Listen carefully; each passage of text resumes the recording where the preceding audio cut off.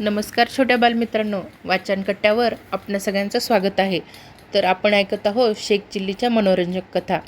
तर आजच्या कथेचं नाव आहे तेल गेले आणि तूपही गेले. आपला मुलगा मूर्खपणा करून अनेक वेळा आपल्याला फशी पाडतो हे आम्हीला माहीत होतं. त्यामुळे ती त्याला जबाबदारीचे कसलेच काम सांगत नसे. पण एक दिवस स्वयंपाक करताना तेल संपल्याचे तिला कळून आले. दुकानावर जाऊन तेल घेऊन यायचे म्हटले तर तेवढा वेळ तिच्याजवळ नव्हता, म्हणून तिने शेखला हाक मारली. बाहेर काहीतरी करणारा शेख घरात आला. त्याने आम्हीला विचारलं, का गं बोलवलीस? अरे जरा दुकानावर जातोस का? का तेल आणायचे होते. हो जातो की, त्यात काय आहे. 50 पैसे आणि पेला त्याच्याकडे देऊन ती म्हणाली, 50 पैशाचं तेल घेऊन ये. मात्र वाटेत कोठे सांडशील सांभाळून ये. त्याची चिंता तू करू नकोस, असे म्हणत उड्या मारीतच तो दुकानावर आला. त्याच्या मूर्खपणाच्या कथा दुकानदाराच्या पण कानावर आल्या होत्या. म्हणून दुकानदाराने विचारले, काय रे, काय पाहिजे? 50 पैशाचं तेल पाहिजे. पैसे आणलेस ना? हे काय? आपल्या मुठीतील 50 पैशाचं नाणं दुकानदाराकडे देत तो म्हणाला. आणि तेल कशात देऊ? दुकानदाराने विचारताच त्याने पेला पुढे केला. दुकानदाराने मग पेला घेतला, त्याच्यात तेल ओतले, पण थोड्याच तेलाने पेला भरला. अरे हा पेला भरला, अजून 20 पैशाचं तेल बाकी आहे. त्यासाठी दुसरं भांडं लागेल.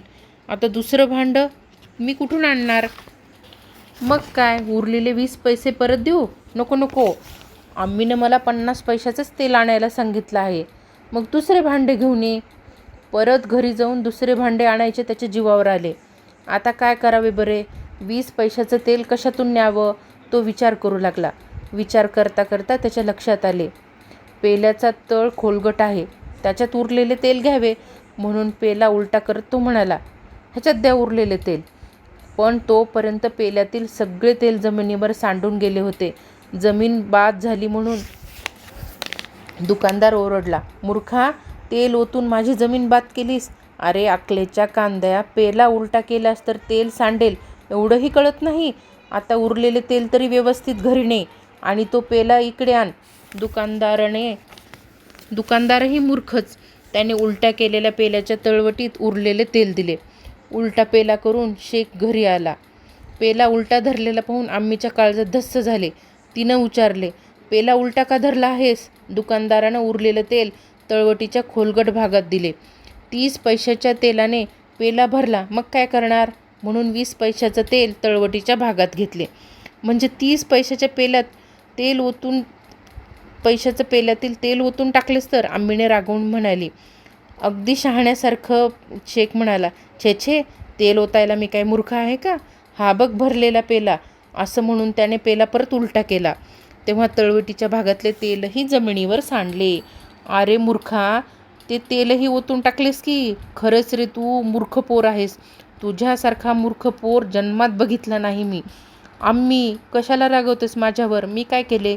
तू काहीच केलं नाहीस मेल्या.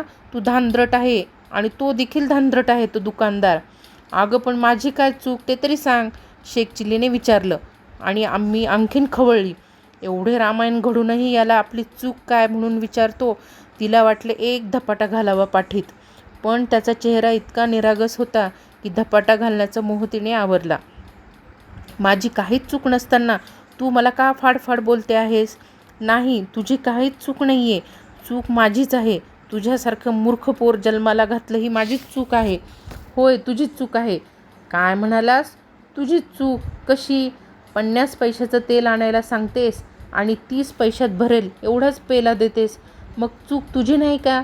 जर पेला मोठा दिला असतास तर तेल सांडलं नसतं. मुळात चूक तू केलीस आणि बोलतेस मात्र मला. परत निरागस चेहरा करून तो म्हणाला. आता मात्र आम्ही चूप बसली. तिला काय बोलावं हेच कळेना.